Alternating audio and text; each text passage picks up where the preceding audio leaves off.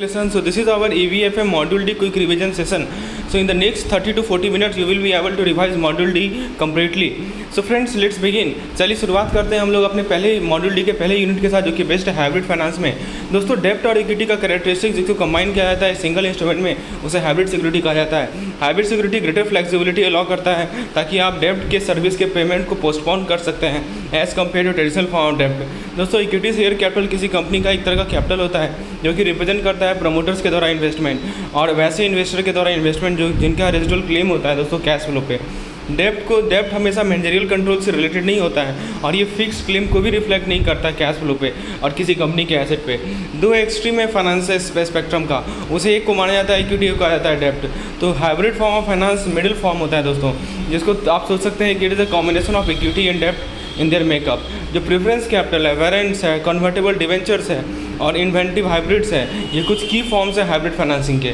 तो please remember some of the key forms of hybrid financing जैसे preference capital, warrants, convertible debenture and inventive hybrids. दोस्तों जो warrant के honour होते हैं उनके पास एक एबिलिटी होती है लिमिटेड टाइम के लिए और एक प्री डिटरमाइंड कॉस्ट पे कि वो परचेज कर सके number of equity share in a company at a pre determined price. एक डिवेंचर जिसको आप इक्विटी शेयर में कन्वर्ट कर सकते हैं या होल या पार्ट, उसे कन्वर्टेबल डिवेंचर कहा जाता है। एक कन्वर्टेबल बॉन्ड जिसको डिनोमिनेट किया जाता है फॉरेन करेंसी में, वो एक सब टाइप होता है कन्वर्टेबल डिवेंचर का, जिसे कहा जाता है FCCB यानी फॉरेन करेंसी कन्वर्टेबल बॉन्ड। दोस्तों FCCB एक इंस्ट्रूमेंट होता है जो कि भारत से बाहर इशू किया जाता है लेकिन डिनोमिनेट होता है दोस्तों डिफरेंट करेंसीज़ में।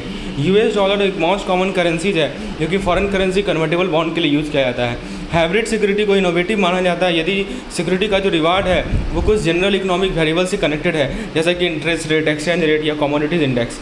दोस्तों बहुत तरह के हाइब्रिड सिक्योरिटीज़ होते हैं, जो मोस्ट कॉमन है वो प्रेफरेंस शेयर है, वारंट्स है, कन्वर्टेबल डिवेंचर है, बॉन्ड्स है, फॉरेन करेंसी कन्वर्टेबल बॉन्ड्स है और दोस्तों मैगजीन फाइनेंसिंग है। प्रेफरेंस शेयर होल्डर के पास हायर प्रायोरिटी होता है, हायर प्रायोरिटी क्लेम होता है कंपनीज़ के इनकम का और कंपनी के एसेट का than the equity shareholder है। एक डिविडेंड गारंटी किया जाता है प्रेफरेंस शेयर होल्डर को और जो डिविडेंड है ये पे आउट किया जाएगा इससे पहले कि डिविडेंड को डिस्ट्रीब्यूट किया जाएगा रेगुलर शेयर होल्डर के लिए। दोस्तों ये डिविडेंड है वो कुमुलेटिव या नॉन कुमुलेटिव टाइप हो सकता है प्रेफरेंस शेयर का। दोस्तों बताया जा रहा है प्रेफरेंस शेयर होल्डर जो है उनके पास कोई लीगल क्लेम नहीं होता है कि वो डिविडेंड रिसीव करेंगे। इसका मतलब वो कंपनी को पुश नहीं कर सकते बैंकरप्सी में। मान लीजिए कोई कंपनी बैंकरप्ट हो रही है तो they are unable to push the company to bankruptcy if they are not paid. लेकिन दोस्तों ऐसा इवेंट में कंपनी को जब भी लिक्विडेशन में जाती है जिसमें सारे एसेट्स को उसे बेचना पड़ता है और जो प्रोसीड्स है उससे यूज़ करना पड़ता है ताकि अपने डेप्ट को सेटल कर सके। तो जो प्रेफरेंस शेयर होल्डर है उनको सब कुछ मिलेगा जो कि राइटफुली उनका है, इससे पहले कि इक्विटी शेयर होल्डर को कुछ मिले। मतलब इक्विटी शेयर होल्डर से पहले प्रेफरेंस शेयर होल्डर को मिलता है सब कुछ। दोस्तों फिर बताया जा रहा है कि परपेचुअल या इरिन्यूएबल प्रेफरेंस शेयर जो होता है इसका मतलब ऐसा प्रेफरेंस शेयर जिसके पास कोई मैच्योरिटी डेट ना हो। दोस्तों कुमुलेटिव प्रेफरेंस शेयर एक ऐसा प्रेफरेंस शेयर है जो कि ये राइट होल्ड करता है to definite sum of dividend और dividend at predetermined rate. दोस्तों कुमुलेटिव प्रेफरेंस शेयर जो है इस फैक्ट से आता है कि इन सभी शेयर पे जो डिविडेंड होगा वह एक्यूमुलेट होगा जब तक उसे कम्प्लीटली पेड आउट ना कर दें। दोस्तों ऐसे इवेंट में जहाँ पे डिविडेंड को डिले किया जाए कम से कम 2 साल के लिए, तो जो ऐसे शेयर के जो होल्डर होंगे उन्हें ग्रांट किया जाएगा right to participate in and vote on every resolution and every item brought before the general body meeting. जो नॉन कुमुलेटिव प्रेफरेंस शेयर होता है वो ग्रांट करता है होल्डर को एक राइट को कि वो एक डिविडेंड पेमेंट रिसीव करें जो कि प्री डिटरमाइंड होगा इन एडवांस। यदि किसी कारणवश डिविडेंड को डिक्लेयर ना किया जाए through a course of given year तो the right to receive that dividend for that year will be forfeit. दोस्तों पार्टिसिपेटिंग प्रेफरेंस शेयर क्या होता है कि ये जो शेयर्स होते हैं ये होल्डर को राइट देते हैं कि वो पार्टिसिपेट कर सकें कि सरप्लस प्रॉफिट में जो कि बचता है आफ्टर इक्विटी शेयर होल्डर, जैसे ही इक्विटी शेयर होल्डर को डिविडेंड पे कर दिया गया उसके बाद दोस्तों यदि कोई सरप्लस प्रॉफिट बचता है तो उसमें पार्टिसिपेट कर सकते हैं। ठीक है, ये पार्टिसिपेटिंग प्रेफरेंस शेयर होल्डर, तो ये राइट ग्रांट किया जाता है चाहे फिक्स डिविडेंड को पे करें या ना करें। दूसरी बात दोस्तों ऐसे इवेंट में जहाँ पे कंपनी वाउंड अप हो जाए तो ये जो पार्टिसिपेटिंग शेयर होल्डर्स होते हैं उन्हें इंटाइटल होता है कि वो एक pre determined amount of surplus को भी रिसीव करेंगे। जो हमारे नॉन पार्टिसिपेटिंग प्रेफरेंस शेयर होता है दोस्तों ये एक तरह का शेयर होता है जो कि पहली बात तो सबसे पहले तो ये pre determined rate of dividend payment receive करेगा हर एक साल और दोस्तों कोई एडिशनल राइट इसे नहीं मिलता है प्रॉफिट में या सरप्लस में जब कंपनी वाउंड अप होती है। दोस्तों रिडीमेबल प्रेफरेंस शेयर क्या होता है, ये सभी शेयर को इशू किया जाता है इस कंडीशन से कि कंपनी जो है उसे रिडीम कर लेगी कुछ समय के बाद, कुछ पीरियड के बाद। दोस्तों फिर एक होता है नॉन रिडीमेबल प्रेफरेंस शेयर। तो ये जो प्रेफरेंस शेयर है इसमें क्या होता है दोस्तों कि एक this the preference share that do not come with an arrangement regarding redemption उसे कहा जाता है नॉन रिडीमेबल प्रेफरेंस शेयर। या इरिडीमेबल प्रेफरेंस शेयर को रिडीम कर सकते हैं किसी कंपनी के द्वारा जब भी वो लिक्विडेशन होगी या ऑपरेशन का शट डाउन होगा। कन्वर्टेबल प्रेफरेंस शेयर क्या होता है कि ऐसे शेयर होल्डर जो होते हैं उनके पास राइट होता है कि उसे कन्वर्ट कर सकते हैं इक्विटी शेयर में अपने डिस्क्रिप्शन पे। नॉन कन्वर्टेबल प्रेफरेंस शेयर क्या होता है, तो इसमें बेसिकली एक non convertible preference share basically क्या होता है कि जिसमें प्रेफरेंस शेयर के जो ऑनर है उनके पास राइट नहीं होता है कि वो अपने होल्डिंग को इक्विटी शेयर में कन्वर्ट कर सकें। दोस्तों एडजस्टेबल प्रेफरेंस शेयर क्या होता है, एडजस्टेबल प्रेफरेंस शेयर जो है क्वालिफाइड नहीं होता है फॉर फिक्स डिविडेंड रेट। तो डिविडेंड पे आउट डिपेंड करता है interest rate prevalent in the market. दोस्तों मतलब इंटरेस्ट रेट फिक्स नहीं रहेगा, जो मार्केट में इंटरेस्ट रेट है फ्लक्चुएट करेगा, उस पर डिपेंड करेगा हमारा ये एडजस्टेबल रेट प्रेफरेंस शेयर। फिर दोस्तों रिडेम्पशन का मतलब क्या होता है कि आप एक ऑब्लिगेशन को रिपे कर रहे हैं एक प्री डिटरमाइंड टाइम में और एक अमाउंट पे over the course of is existence. Non cumulative preference share दोस्तों मैंने आपको बताया एक ऐसा शेयर जो है डिविडेंड को एक्यूमुलेट नहीं करता है। ऐसा इसलिए क्योंकि non cumulative preference share holder को जो है ना करंट ईयर के नेट प्रॉफिट से पे किया जाता है। यदि मान लीजिए कि कंपनी को कोई लॉस हो गया उस साल में तो जो आउटस्टैंडिंग डिविडेंड है वो क्लेम नहीं कर सकते शेयर होल्डर फ्यूचर प्रॉफिट से। दोस्तों perpetual non cumulative preference share को इशू किया जाता है Indian bank as a part of additional tier 1 capital. Company जो है fresh issue of the share का प्रोसीड को यूज़ कर सकती है ताकि प्रेफरेंस शेयर को रिडीम कर सके। जो वारंट के होल्डर होते हैं उनके पास राइट होता है लेकिन रिस्पॉन्सिबिलिटी नहीं होता है कि वो pre determined number of equity share को परचेस करेंगे एक प्री डिटरमाइंड प्राइस पे during pre determined time period. इस राइट को कहा जाता है, ये राइट वारंट के द्वारा ग्रांट किया जाता है। दोस्तों एक मेथड जिसको यूज़ किया जाता है ऑप्शन को वैल्यू करने के लिए उसे आप वारंट के लिए भी यूज़ कर सकते हैं क्योंकि दोस्तों वारंट एक कंपेरेबल होता है कॉल ऑप्शन से किसी equity stock of the corporation में। तो मैक्सिमम वैल्यू जो कि वारंट का हो सकता है वो डिटरमाइन किया जाता है इसकी करंट स्टॉक प्राइस और एक्सरसाइज प्राइस को सेपरेट किया जाता है इससे। दोस्तों ब्लैक सोल्स मॉडल को यूज़ किया जाता है ऑप्शन के वैल्यूएशन के लिए।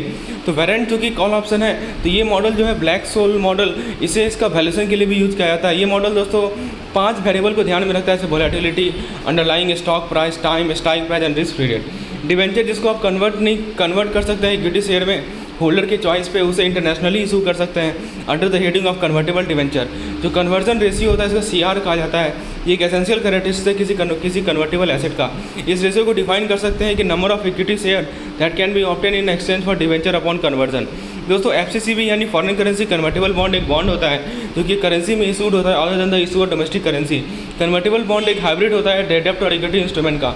जो जिस कन्वर्जन रेट पे बॉन्ड को कन्वर्ट किया जाएगा इक्विटी में वो दोस्तों बॉन्ड के इशू के टर्म्स में स्पेसिफाई होता है क्योंकि होल्डर के पास ऑप्शन है यदि स्टॉक प्राइस जो है कन्वर्जन प्राइस से कम है रिलेवेंट डेट में तो वो कन्वर्ट नहीं करेगा बॉन्ड को इक्विटी शेयर में। जो FCCB इन्वेस्टर होते हैं उनको FCCB investor usually hedge fund होते हैं और फॉरेन इन्वेस्टर होते हैं। दोस्तों मैनेजमेंट फाइनेंसिंग एक हाइब्रिड टाइप ऑफ डेब्ट एंड इक्विटी फाइनेंसिंग होता है। ये लेंडर को एक राइट देता है कि वो डेब्ट को इक्विटी में कन्वर्ट कर लें यदि डिफ़ॉल्ट हो तो। मैनेजमेंट फाइनेंसिंग नॉर्मली यूज़ किया जाता है फंड को रेज करने के लिए स्पेसिफिक प्रोजेक्ट के लिए या फाइनेंस करने के लिए किसी एक्विजिशन को। So friends if you want such type of lecture such type of PDF kindly WhatsApp या number shown on the screen. दोस्तों एक हाइब्रिड सिक्योरिटी का जो फॉर्मेशन होता है इसके अंदर अलग अलग कॉम्बिनेशन होता है 2 डिस्टिंक्ट फॉर्म ऑफ सिक्योरिटी का, एक कन्वेंशनल डेब्ट और equity security and over the counter derivative. जो डिविडेंड पेमेंट का एरियर है उसे डिस्ट्रीब्यूट किया जाता है प्रेफरेंस शेयर में और जिसे कहा जाता है cumulative preference share. Preference share दोस्तों एक हाइब्रिड फाइनेंशियल प्रोडक्ट है जिसमें डिवेंचर और इक्विटी शेयर का एलिमेंट्स होता है। वारंट एक रिलेटिवली लॉन्ग टर्म ऑप्शन होता है कि आप इक्विटी शेयर को खरीद रहे हैं प्री डिटरमाइंड एक्सरसाइज प्राइस पे over a specific period of time. So friends अब हम लोग अपने मॉड्यूल डी के सेकंड यूनिट को रिवाइज करते हैं जो कि बेस्ड है स्टार्टअप फाइनेंस पे। So let's discuss. दोस्तों बताया जा रहा है कि स्टार्टअप का मतलब एक ऐसा बिजनेस जो कि स्टार्टेड हुआ है। स्टार्टअप को क्रिएट किया जाता है एक या एक से ज़्यादा बिजनेस ऑनर के द्वारा जिनका डिज़ायर होता है कि वो गुड्स एंड सर्विस प्रोवाइड करेंगे। दोस्तों एक पिच प्रेजेंटेशन एक स्लाइड प्रेजेंटेशन होता है जो कि या तो पावर पॉइंट होगा या कीनोट स्लाइड होगा बैकग्राउंड में जो कि जिसमें एंटरप्रेन्योर जो है अपने बिजनेस को शो कर सकते हैं। दोस्तों पिच डेक एक दोस्तों इंट्यूटिव और एक all in all presentation building platform है जिसको स्टार्टअप के लिए यूज़ किया जाता है स्टार्टअप इंडिया के द्वारा। बिजनेस इंक्यूबेटर इंस्टीट्यूशन होते हैं जो कि सपोर्ट करते हैं एंटरप्रेन्योर को अपने बिजनेस को डेवलप करने में। स्टार्टअप इंडिया यात्रा प्रोग्राम को स्टार्ट किया गया था इंटेंशन के साथ कि हम Tier 2 और Tier 3 सिटीज़ में ट्रैवल करेंगे ताकि एंटरप्रेन्योर टैलेंट को सर्च कर सकें और इसका इंटेंशन था कि स्टार्टअप इकोसिस्टम को एक्सपेंड करने में असिस्टेंस मिले। दोस्तों इंसॉल्वेंसी और बैंक्रप्सी लेजिस्लेशन 2016 का है, ये एक फ्रेमवर्क प्रोवाइड करता है ताकि आप रिजोल्यूशन कर सकें इंसॉल्वेंसी केसेस को जिसमें कॉर्पोरेट पर्सन, पार्टनरशिप फर्म या इंडिविजुअल डेटर आते हैं। दोस्तों इंस्पायर का ऑब्जेक्टिव है innovation in science pursuit for inspire research. तो दोस्तों इसको रन किया जा रहा है department of science and technology के द्वारा in collaboration with national innovation foundation India, एक ऑटोनोमस बॉडी है DST का। इसका पर्पज़ ये है कि इनकरेज करे और इंस्पायर करे यंग पीपल को जिसका एज 10 से 15 साल के बीच में है, जो कि करंटली इनरोल्ड है क्लास 6 में। थ्रू दोस्तों बताया जा रहा है कि नेशनल स्टार्टअप अवार्ड, तो इस प्लान के अकॉर्डिंग्स में नेशनल स्टार्टअप अवार्ड को इनिशिएट किया गया। इसका पर्पज़ ये था कि हम रिकॉग्नाइज करें और रिवार्ड करें एक्सेलेंट स्टार्टअप को और इकोसिस्टम इनेबलर को, जो कि कंट्रीब्यूट कर रहे हैं इकोनॉमिक इकोसिस्टम में। दोस्तों ये award is in the quest to recognize and reward excellent startup. SCO दोस्तों संघाई कॉर्पोरेशन ऑर्गेनाइजेशन को SCO कहा जाता है। तो SCO स्टार्टअप दोस्तों एक फोरम है, ये भी एक ऑर्गेनाइज है जो कि वेन्यू है for the stakeholder from the startup environment from all SCO member state. यानी SCO मेंबर स्टेट के जितने भी मेंबर्स हैं, उनके जितने भी स्टेक होल्डर हैं, उनके लिए एक वेन्यू है जिसको संघाई कॉर्पोरेशन ऑर्गेनाइजेशन स्टार्टअप कहते हैं। तो उसके बाद दोस्तों विंग के बारे में याद रखिए, वुमेन कैपेसिटी डेवलपमेंट प्रोग्राम। ये ट्रेनिंग और एक प्लेटफॉर्म प्रोवाइड करती है वुमेन लेड बिजनेसेस को as a part of capacity development effort. GEM startup runway, Indian government ने एक लॉन्च किया है एक lucrative platform for the growth of Indian startup, इसको कहा जाता है गवर्नमेंट मार्केट प्लेस। ठीक है दोस्तों, आज के समय में एक स्मॉल ट्रेडर या मैन्युफैक्चरर इजीली ऑप्टेन कर सकता है GM रजिस्ट्रेशन अपने बिजनेस नेम में, और दोस्तों वो एक्सेस पा सकता है wide interface for selling the product. दोस्तों जो बाइंग और सेलिंग और सप्लाईज़ का है वो एक प्रोसेस के माध्यम से होता है, इसको पब्लिक प्रोक्योरमेंट कहते हैं। इनोवेशन जोन की बात करें तो सरकार जो है इनोवेशन जोन इस्टेब्लिश कर रही है अर्बन लोकल बॉडीज़ के लेवल पे, ताकि basic level of public service delivery को इन्हांस कर सकें, गवर्नेंस को इन्हांस कर सकें। स्टार्टअप इंडिया शोकेस दोस्तों मोस्ट प्रॉमिसिंग नया बिजनेस है कि फ्रॉम इंडियन स्टार्टअप सीन, वो है फीचर किया जाता है दोस्तों वर्चुअल प्रोफाइल के फॉर्म में। दोस्तों फिर बताया जा रहा है digital demo day. Digital demo day एक कॉन्फ्रेंस होता है, डिस्प्ले होता है नए टेक्नोलॉजी कंपनीज़ का, जो कि जस्ट स्टार्ट हुई गेटिंग स्टार्टिंग जर्मनी। ये प्रोवाइड करती है एक प्लेटफॉर्म इंडस्ट्रियल टेक स्टार्टअप को, primarily in the field of virtual reality, augmented reality, internet of thing. दोस्तों animal husbandry startup grand challenge, इसको इनिशिएट किया गया था department of animal husbandry and dairying का in the collaboration with startup India. तो पहला addition इस publication का रिलीज हुआ था प्राइम मिनिस्टर के द्वारा 2019 में, और सेकंड एडिशन दोस्तों सेम पब्लिकेशन को प्राइम मिनिस्टर के द्वारा रिलीज किया 2021 में during the national milk day in Anand Gujarat. Ayushman PMAY startup grand challenge, तो दोस्तों स्टार्टअप इंडिया के साथ कोलैबोरेशन में Ayushman PMJAY startup grand challenge को इन्होंने एक्सटेंड किया एक इन्विटेशन इंडियाज़ के न्यूएस्ट बिजनेस को, ताकि वो एक इनोवेटिव सॉल्यूशन को डेवलप करें। National health authority support from Ayushman Bharat Jan Arogya efficient implementation. Textile grand challenge दोस्तों, इसके अलावा जो इनिशिएटिव था, इस कारण से टेक्सटाइल ग्रैंड चैलेंज का बिगिनिंग हुआ। इंडिया एक सिग्निफिकेंट पार्टिसिपेंट है ग्लोबल टेक्सटाइल और क्लॉथिंग मैन्युफैक्चरिंग इंडस्ट्रीज में। दोस्तों इनोवेशन चैलेंज की बात करें तो इनोवेशन चैलेंज को लॉन्च किया गया, इसका गोल ये था कि डेवलप करें एक portable device for water quality testing. तो इस इनोवेशन चैलेंज को लॉन्च किया गया था department of drinking water and sanitation, national जल जीवन मिशन NUM, किसके कोलैबोरेशन में, department of drinking water and information technology के कोलैबोरेशन में। MNRE startup grand challenge, MNRE startup grand challenge को किक ऑफ किया गया ताकि अचीव कर सके लोअरिंग कार्बन इमिशन को कम करने का जो गोल है उसे अचीव कर सकें। फ्रेंड्स इनोवेशन चैलेंज की बात करते हैं। इनोवेशन चैलेंज को लॉन्च किया गया कि हम पोर्टेबल डिवाइस बना सके वाटर क्वालिटी टेस्टिंग के लिए। फिर उसके बाद MNRE startup grand challenge, basically MNRE startup grand challenge को किक ऑफ किया गया ताकि हमारा जो कार्बन इमिशन लोअरिंग है इसके गोल को अचीव कर सकें, और साथ ही साथ दोस्तों इसके साथ साथ एनर्जी सिक्योरिटी को इंश्योर कर सकें। तो पॉसिबिलिटीज़ जो है अवेलेबल एम होता है ताकि इन्वेस्टिगेट कर सकें। So friends MNRE startup grand challenge के बारे में बात कर रहे हैं। बेसिकली इसका एम ये है कि हम कार्बन इमिशन को लोअर कर सकें और साथ ही साथ दोस्तों एनर्जी सिक्योरिटी और एक्सेस को इंश्योर करें। जो पॉसिबिलिटीज़ अवेलेबल एम होता है ताकि इन्वेस्टिगेट कर सके potential for bigger contribution from renewable resources in the field of livelihood, health, water and innovation in product services and business model. जो ministry of new and renewable energy short में MNRE कहा जाता है, ये एक one of the kind opportunity offer करती है innovative business और एंटरप्रेन्योर को कि वो कुछ मेजर प्रेसिंग प्रॉब्लम को सॉल्व कर सकें। Startup India single use plastic international challenge, तो दोस्तों सिंगल यूज़ प्लास्टिक को डिस्पोजेबल प्लास्टिक भी कहा जाता है। तो ये इसको यूज किया जाता है दोस्तों सिंगल टाइम, इससे पहले कि आप उसे फेंक दें या रिसाइकिल करें। तो सरकार ने क्रिएट किया है startup India single use plastic international challenge ताकि इनकरेज कर सकें इन्वेंटर्स को और स्टार्टअप को कि वो डिज़ाइन सॉल्यूशन को डेवलप करें। दोस्तों फंडिंग का मतलब क्या होता है, कितना पैसा जो ज़रूरी है कि आप ऑपरेशन किसी बिजनेस को ऑपरेट करने की शुरुआत कर सकें और प्रोडक्ट को क्रिएट करने में मैन्युफैक्चरिंग एक्सपेंशन में कितना पैसा लगेगा। तो startup India seed fund scheme का प्राइमरी मिशन ये होता है कि हम बिजनेस को हेल्प करें कि वो एक proof of concept, developing prototype, breaking into new market, conducting product testing और गोइंग इनटू बिजनेस, ये सभी चीज़ के लिए दोस्तों startup India seed fund scheme. उसके बाद दोस्तों बताया जा रहा है इक्विटी फाइनेंसिंग के बारे में।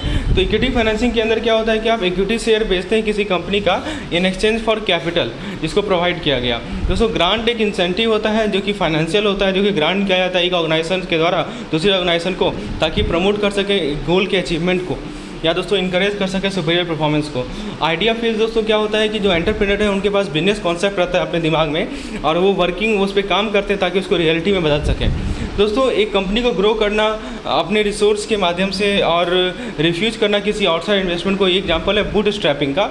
इसके अंदर दोस्तों क्या होता है कि दोनों ऑपरेशन फर्म के ऑपरेशन को और इसके ग्रोथ को प्रॉफिट पे बेस करते हैं और सेविंग पे बेस करते हैं जो कि इसके द्वारा जनरेट किया जा रहा है। दोस्तों सीड स्टेज क्या होता है कि कंपनी को दोस्तों फील्ड ट्रायल करवाना होता है, प्रोडक्ट को टेस्ट करना पड़ता है बहुत सारे क्लाइंट्स पे और फिर बोर्ड मेंबर को लाना पड़ता है और एक फॉर्मल टीम को बिल्डअप करना पड़ता है इससे पहले कि ये एलिजिबल हो फंडिंग सोर्स को इन्वेस्टिगेट करने में। तो इंक्यूबेटर्स बेसिकली ऑर्गेनाइजेशन होते हैं जिनको एस्टैब्लिश किया गया है। इसका स्पेसिफिक पर्पज़ है कि एंटरप्रेन्योर्स को असिस्ट करें constructing and launching there enterprise. Angel investor दोस्तों प्राइवेट इंडिविजुअल होते हैं जो कि अपना पैसा लगाते हैं हाई पोटेंशियल इंटरप्राइजेज में in exchange for share of the company ownership. Crowd funding एक तरीका है कि आप जिसे पैसा रेज कर सकते हैं किसी प्रोजेक्ट या बिजनेस को फाइनेंस करने के लिए।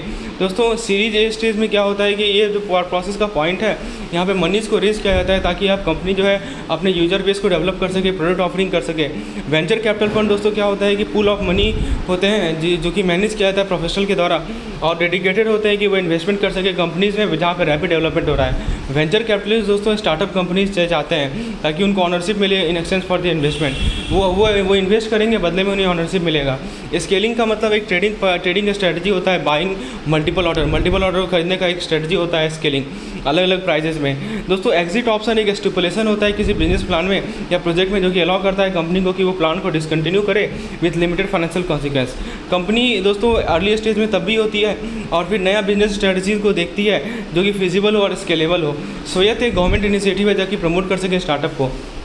ESOP दोस्तों एक एम्प्लॉय बेनिफिट प्लान है जो कि इनेबल करता है एम्प्लॉय को कि वो या तो कंपनी के एक पार्ट को या दोस्तों पूरे हिस्से को खरीद सके जिसमें वो काम कर रहे हैं। सीड फंडिंग या एंजल इन्वेस्टिंग दोस्तों एक फंडिंग होता है बिजनेस का early stage life cycle. Equity financing क्या होता है दोस्तों? इक्विटी फाइनेंसिंग एक प्रोसेस है कि आप कैपिटल को रेज करते हैं शेयर को बेचकर। कंपनी जो है पैसा रेज करती है क्योंकि दोस्तों उसके पास शॉर्ट टर्म नीड्स होता है ताकि बिल पे कर सके, फंड चाहिए उन्हें लॉन्ग टर्म प्रोजेक्ट के लिए। जब भी कोई कंपनी मनी बोरो करती है ताकि फ्यूचर डेट में वापस पे कर दे इंटरेस्ट के साथ, इसे डेट फाइनेंसिंग कहा जाता है। ये सिक्योर्ड या नॉन सिक्योर्ड लोन के फॉर्म में हो सकता है। जो प्रोजेक्ट का इनिशिएशन फेज होता है ये पहला स्टेज होता है, इससे पहले कि आप एब्स्ट्रैक्ट आइडिया को मीनिंगफुल गोल में कन्वर्ट करें। इस स्टेज में दोस्तों आपको एक बिजनेस केस को डेवलप करना है और डिफाइन करना है प्रोजेक्ट को ब्रॉड लेवल पे।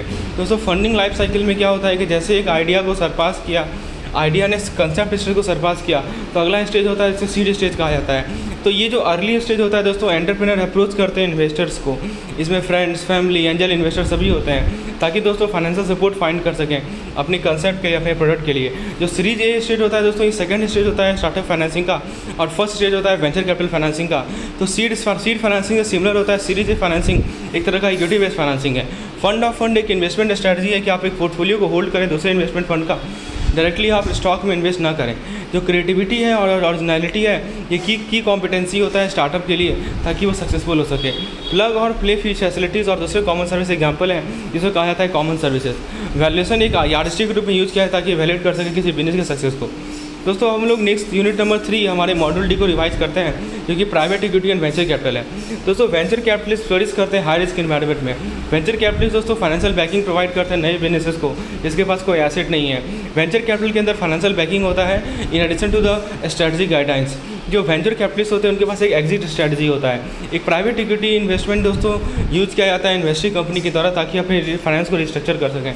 प्राइवेट इक्विटी इन्वेस्टर अपने पैसा को एस्टैब्लिश बिजनेस में डालते हैं। प्राइवेट इक्विटी इन्वेस्टर दोस्तों बहुत सारा प्रीमियम प्लेस करते हैं गुड कॉर्पोरेट गवर्नेंस पे। दोस्तों जो प्राइवेट इक्विटी इन्वेस्टर डील होती है वो इनकॉर्पोरेट कर सकती है डेप्ट को। कुछ तीन primary form of venture capital financing होता है। पहला है दोस्तों financing for initial stage of development, दूसरा है फाइनेंसिंग फॉर एक्सपेंशन, तीसरा है एक्विजिशन फाइनेंसिंग। दोस्तों सेकंड राउंड ऑफ फाइनेंसिंग को अब कहा जाता है ऑपरेशनल कैपिटल इंजेक्शन। तो ये दिया जाता है अर्ली स्टेज इंटरप्राइजेस को जो कि आइटम को बेच रही होती है जो कि उसे प्रॉफिट नहीं मिलता है। जो थर्ड राउंड ऑफ फाइनेंसिंग होता है उसे कहा जाता है मेज़ाइन फाइनेंसिंग। ये तब होता है जब कंपनी फंडिंग रिसीव करती है जो कि जरूरी है उसको अपने एक्सपेंड करने के लिए after experiencing recent financial success. Fourth round of funding को कहा जाता है ब्रिज फाइनेंसिंग। स्क्रीनिंग एक प्रोसेस होता है जहाँ पे वेंचर कैपिटलिस्ट इन्वेस्टिगेट करते हैं और इवैल्यूएट करते हैं जितने भी पोटेंशियल वेंचर्स हैं यहाँ पे वो पैसा इन्वेस्ट कर सकते हैं। लिमिटेड पार्टनर दोस्तों टर्म्स यूज़ किया जाता है इन्वेस्टर को जो कि वेंचर कैपिटल फर्म में होते हैं। जनरल पार्टनर एक मैनेजर होते हैं वेंचर फंड का। डील फ्लो एक टर्म यूज़ किया जाता है इन्वेस्टमेंट बैंकर के द्वारा और वेंचर कैपिटलिस्ट के द्वारा ताकि रेट डिस्क्राइब कर सके जिसमें बिजनेस प्रपोजल और इन्वेस्टमेंट पिचेस को रिसीव किया जा रहा है। हर्डल रेट दोस्तों मिनिमम एनुअल रिटर्न होता है जो कि मेजर करता है measure as an internal rate of return that is required to guarantee for LPs. दोस्तों D2C वेंचर कैपिटल एक ग्रेट होता है यदि ये ब्रांड जो है एक्सपेंशन पे ध्यान दे रही है या एक्विजिशन पे ध्यान दे रही है, लेकिन एडवाइजेबल नहीं होता है रेकरिंग एक्सपेंस के लिए जैसे इन्वेंट्री, मार्केटिंग या ऑपरेशन। वोटिंग राइट क्लॉज जरूरी होता है सिग्निफिकेंट बिजनेस रीजन के लिए जैसे कब पब्लिक जाएँ, कब कंपनी को बेचें।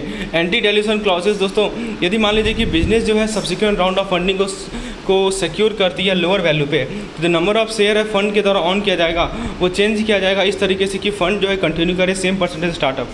कैरी को कैरिड इंटरेस्ट भी कहा जाता है, एक तरह का परफॉर्मेंस बेस्ड कॉम्पेंसेशन होता है जो कि अलाइन करता है इन्वेस्टर के इंटरेस्ट के साथ। दोस्तों कोरिलेशन है हाई रिस्क और हाई रिवार्ड के बीच में। एक non publicly traded form capital को प्राइवेट इक्विटी कहा जाता है और ये बिलोंग करता है अल्टरनेटिव इन्वेस्टमेंट क्लास से। दोस्तों प्राइवेट इक्विटी के अंदर फंड्स होते हैं इन्वेस्टर्स और इन्वेस्टर्स डायरेक्टली इन्वेस्ट करते हैं प्राइवेट इंटरप्राइज में। प्राइवेट इक्विटी फंड में भारत में जो प्राइवेट इक्विटी फंड है उसको ऑर्गेनाइज किया जाता है ट्रस्ट के फॉर्म में और रजिस्टर्ड होते हैं सेबी के पास। जो प्राइवेट इक्विटी फंड है उसको इस्टेब्लिश कर सकते हैं कंपनीज़ के फॉर्म में या एलएलपी के फॉर्म में। जो कैटेगरी 1 AIF होते हैं यानी AIF जो कि इन्वेस्ट करते हैं स्टार्टअप्स में, राइट। AIF जो कि कहाँ इन्वेस्ट करते हैं दोस्तों स्टार्टअप में इन्वेस्ट करते हैं या अर्ली स्टेज वेंचर में इन्वेस्ट करते हैं या सोशल वेंचर में इन्वेस्ट करते हैं। कैटेगरी 2 AIF में दोस्तों जो वैसे AIF जो कि कैटेगरी 1 के अंदर फॉल नहीं करते हैं या कैटेगरी 3 के अंदर फॉल नहीं करते, वो कैटेगरी 2 में आते हैं। कैटेगरी 3 AIF के अंदर दोस्तों वैसे AIF आते हैं जो कि इम्प्लॉय करते हैं डाइवर्स या कॉम्प्लेक्स ट्रेडिंग स्ट्रैटेजीज़ को और इम्प्लॉय करते हैं लिवरेज जिसके अंदर थ्रो इन्वेस्टिंग होता है इनलिस्टेड इन अनलिस्टेड डेरिवेटिव। दोस्तों एंजल फंड एक सब कैटेगरी है वेंचर कैपिटल फंड का under category 1 alternative investment fund AIF को।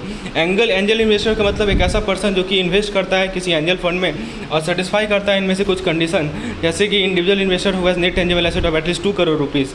ठीक है दोस्तों, बताया जा रहा है कि एक बड़ी corporate with net worth of at least 10 crore rupees and AIF registered under this regulation और BCF registered under the SEBI regulation 1996, SEBI 2000 regulation 2020 to 2012 were introduced to establish a standardized framework for the governance of private pool of fund। एक private equity fund का मतलब एक AIF होता है। Due diligence का मतलब investigation या रिसर्च जो कि ऑफन कैरिड आउट किया जाता है। इक्विटी वैल्यूएशन तब होता है जब कंपनी नया शेयर इशू करती है इन्वेस्टर को और जब स्टॉक ऑप्शन के जो होल्डर है वो अपने राइट को एक्सरसाइज करते हैं कि स्टॉक को परचेज करने के राइट को। कैरी फॉरवर्ड बैलेंस दोस्तों अनएक्सपेक्टेड बैलेंस होता है ईयर के एंड में। डील नेगोशिएशन दोस्तों एक प्रोसेस होता है कि आप एक एग्रीमेंट पे आ रहे हैं on a set of legally binding term. जब दो कंपनी नेगोशिएट करती है तो दोनों पार्टी दोस्तों फेवरेबल टर्म्स को ऑब्टेन करती है और मिनिमाइज करती है फाइनेंशियल लीगल या ऑपरेशनल रिस्क को। एक एग्जिट स्ट्रेटजी या एग्जिट प्लान एक कंटीजेंसी प्लान होता है जो कि एक इन्वेस्टर एग्जीक्यूट करते हैं। दोस्तों एक नॉन डिस्क्लोजर एग्रीमेंट एक लीगल कॉन्ट्रैक्ट होता है या कॉन्ट्रैक्ट का पार्ट होता है एटलीस्ट दो पार्टीज़ के बीच में जो कि आउटलाइन करता है कॉन्फिडेंशियल मटेरियल को, नॉलेज को या इन्फॉर्मेशन को। सेकेंडरी बायआउट का मतलब तब होता है कि इन्वेस्टमेंट जो है एक existing private equity bank company में हो रहा है।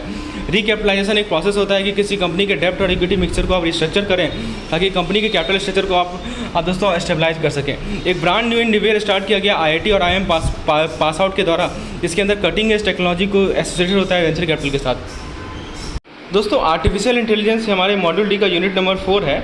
तो basically replication of human intelligence होता है ये। इसको आप रेफर कर सकते हैं any type of computer that is test simulate mental processes. Artificial intelligence का कॉन्सेप्ट को कंसेप्चुलाइज किया सकता है कंप्यूटर कंट्रोल रोबोट के फॉर्म में। आर्टिफिशियल इंटेलिजेंस एक प्रोसेस होता है जहाँ पे कंप्यूटर विजन को यूज़ किया जाता है ताकि ऑब्जेक्ट को कॉन्सेप्चुलाइज करें और रोबोटिक प्रोसेस को यूज़ किया जाता है ऑब्जेक्ट को कंट्रोल करने के लिए। एलन ट्यूरिंग दोस्तों एक मैथमेटिशियन यूनाइटेड किंगडम से, वो दोस्तों पहला पर्सन है जिन्होंने सजेस्ट किया एक टेस्ट को कि एसेस कर सके कि मशीन इंटेलिजेंट है या नहीं है। जॉन मैकार्थी एक प्रोफेसर है MIT में, उनको क्रेडिट किया गया कि पहला आदमी है जिन्होंने कॉइन किया आर्टिफिशियल इंटेलिजेंस को। गूगल ने इमेंस कंट्रीब्यूशन किया आर्टिफिशियल इंटेलिजेंस की फील्ड में। जो कि AI बेस्ड सिस्टम को यूटिलाइज करना, इस कारण से प्रोडक्टिविटी बढ़ा है, जिस कारण से दोस्तों कॉस्ट सेविंग बढ़ा है। चैट बॉट्स एक हाई ROI ऑफर करते हैं in terms of cost saving. दोस्तों चैट बॉट्स जो एफिशिएंटली हैंडल कर सकते हैं बहुत सारे टास्क को। रोबो एडवाइस दोस्तों फाइनेंशियल सर्विस के रील में एक मोस्ट डिबेट्स होता है दोस्तों ऑटोमेटिक गाइडेंस के यूज को। जो प्रेडिक्टिव एनालिसिस होता है जनरल पर्पस वर्कर्स में, तो जनरल पर्पस सिमेंटिक्स और natural language application as well as extensively applicable predictive analytics, ये सब एग्जाम्पल है prevalent use cases for artificial intelligence. Artificial intelligence की एबिलिटी होता है कि वो रिकॉग्नाइज कर सके अलग अलग स्पेसिफिक पैटर्न को और कोरिलेशन को जो कि डाटा के अंदर हिडन होता है। दोस्तों साइबर सिक्योरिटी एआई के पास पोटेंशियल है कि वो ड्रामेटिकली इंक्रीज़ करे साइबर सिक्योरिटी सिस्टम की एफिशिएंसी को, डेटा को यूटिलाइज करे प्रीवियसली एक्सपीरियंस थ्रेट से। एआई मॉनिटर करेगा इंटरनल रिस्क या ब्रीचेस को और एडवाइस करेगा रेमेडियल स्टेप, ठीक है, जिस कारण से डेटा थेफ्ट का प्रिवेंट किया जा सके।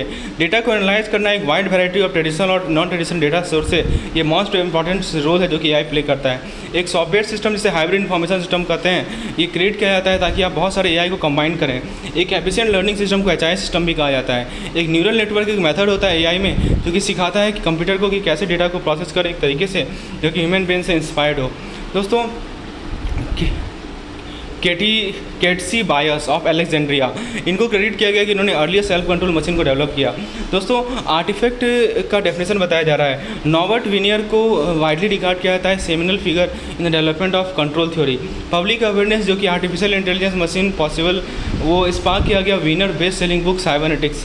तो कंटेम्प्रेरी कंट्रोल थ्योरी का जो पर्पज़ है वो खासकर इस सब field of the field known as stochastic optimal control, ये है कि सिस्टम को डिज़ाइन करें जिसका इंटेंशन हो कि ऑब्जेक्टिव फंक्शन को मैक्सिमाइज करें over the time.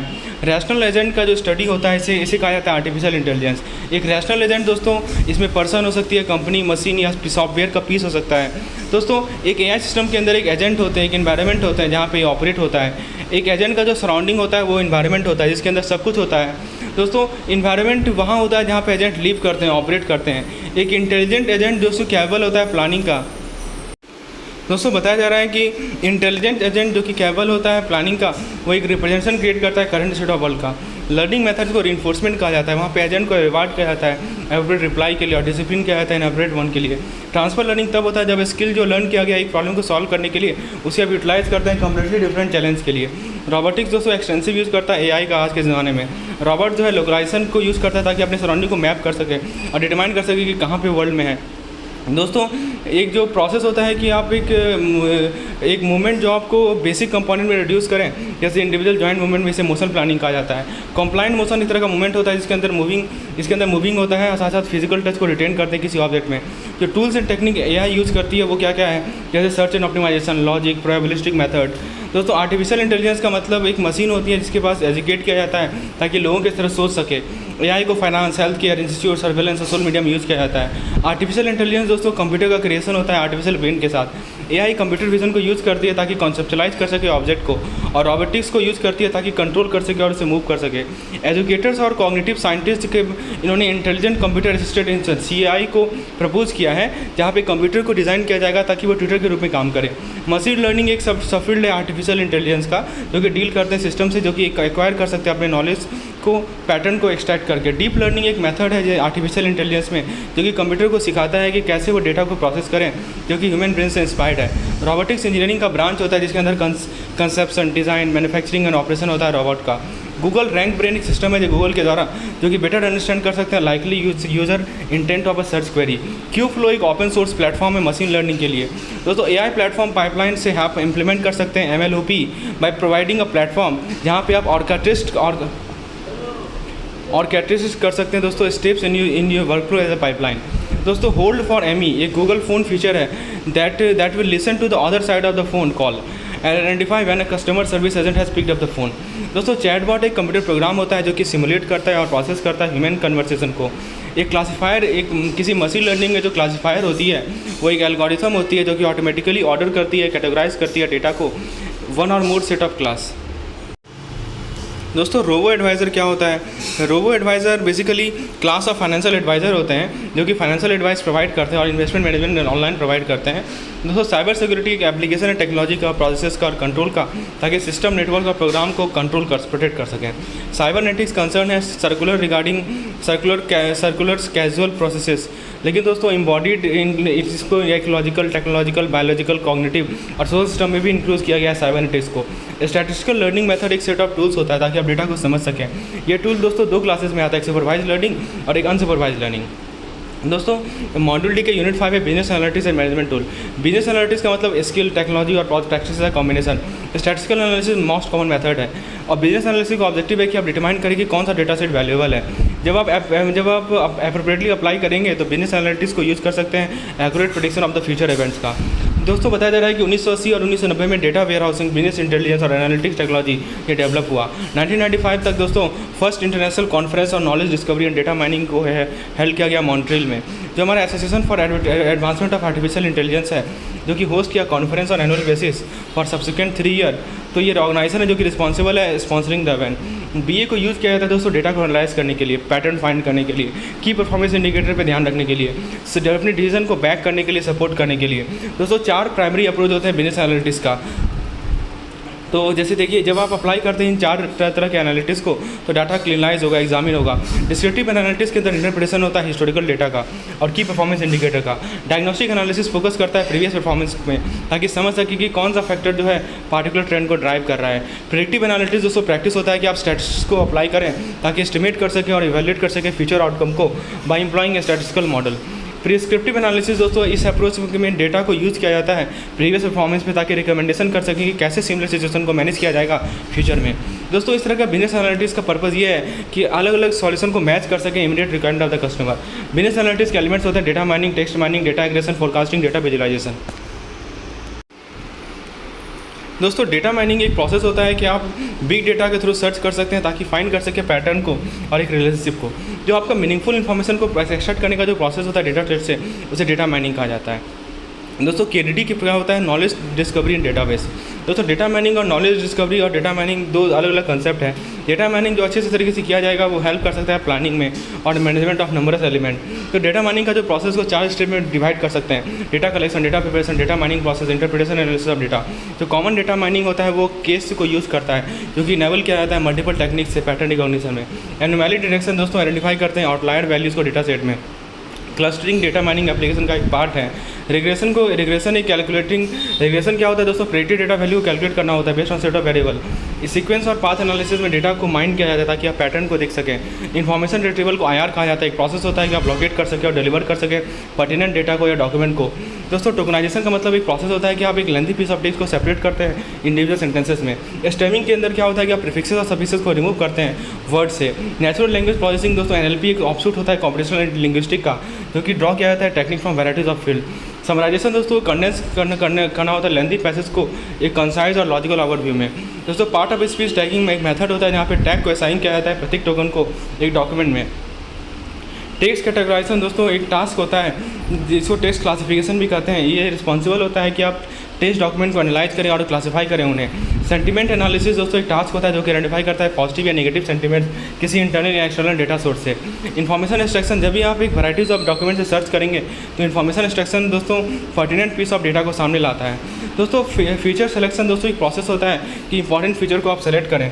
Feature selection के बाद आता है दोस्तों नेम्ड एंटिटी रिकॉग्निशन। तो बेसिकली इसमें क्या होता है आपका कि ये इसे एंटिटी आइडेंटिफिकेशन भी कहते हैं। ये लोकेट करता है, क्लासीफाई करता है पार्टिकुलर एंटिटी को टेक्स्ट में। दोस्तों डेटा एग्रीगेशन क्या होता है कि आप रॉ डेटा को कलेक्ट करें और उसे प्रेजेंट करें समरी फॉर्म में। ग्रैनुलैरिटी को डिफाइन किया जाता है टाइम फ्रेम जिसके दौरान इंडिविजुअल डेटा पॉइंट को for specific resources of collection और रिसोर्सेज। डेटा व्यू कैपेबल होता है कि डायनामिकली एग्रीगेट करें डेटा को to the granularity less than 1 day. Data channel aggregate करता है डेटा को लार्जर ग्रैनुलैरिटी वैल्यू के लिए। दोस्तों लेंथ वोटिंग टाइम पीरियड क्या होता है कि length of time outweighs the frequency with which the resources are sample for data. तो एक प्रोसेस होता है कि आप प्रेडिक्शन कर सकें कि क्या होगा फ्यूचर में, तो उसे कहा जाता है फोरकास्टिंग। फोरकास्टिंग एक डिसीजन मेकिंग टूल है। फोरकास्टिंग एक टूल है प्लानिंग का। फोरकास्ट का कैरेक्टरिस्टिक है कि ये फ्यूचर इवेंट को इन्वॉल्व करता है, ये कवर करता है रिसेंट और हिस्टोरिकल ऑकरेंस को, ये बहुत सारे टेक्निक को यूज़ करता है फोरकास्टिंग का।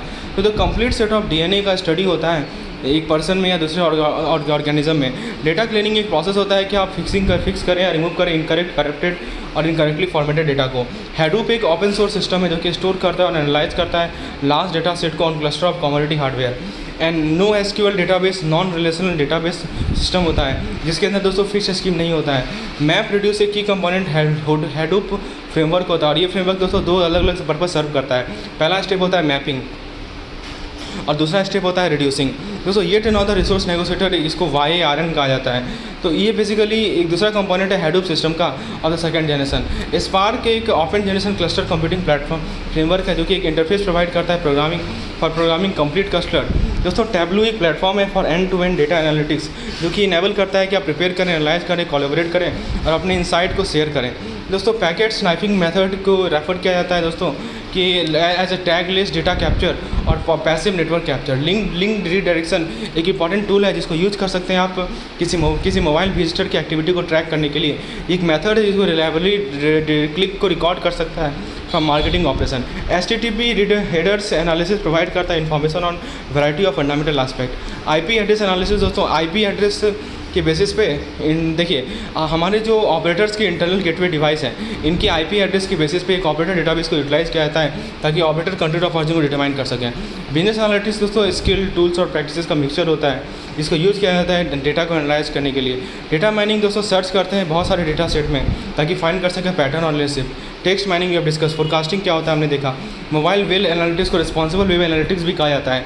ये एक एक्सटेंशन है रेगुलर वेब एनालिटिक्स का जो कि फोकस करते हैं मोबाइल वेबसाइट यूज़र के बिहेवियर को। डेटा लिंकिंग क्या है। प्योर टेबल एक पावरफुल डेटा समराइजेशन टूल है जो कि ऑटोमेटिकली सॉर्ट कर लेगा, काउंट कर लेगा, सम अप कर लेगा डेटा जो कि टेबल फॉर्म में स्टोर है। मैक्रोज एक ऑटोमेटेड इनपुट सीक्वेंस है जो कि इमिटेट करता है दोस्तों की स्ट्रोक को या माउस सेक्शन को। डेटा वैलिडेशन का मतलब कि आप एक्यूरेसी चेक कर रहे हैं और क्वालिटी चेक कर रहे हैं किसी सोर्सेज डेटा का, इससे पहले कि उसे यूज़ करें।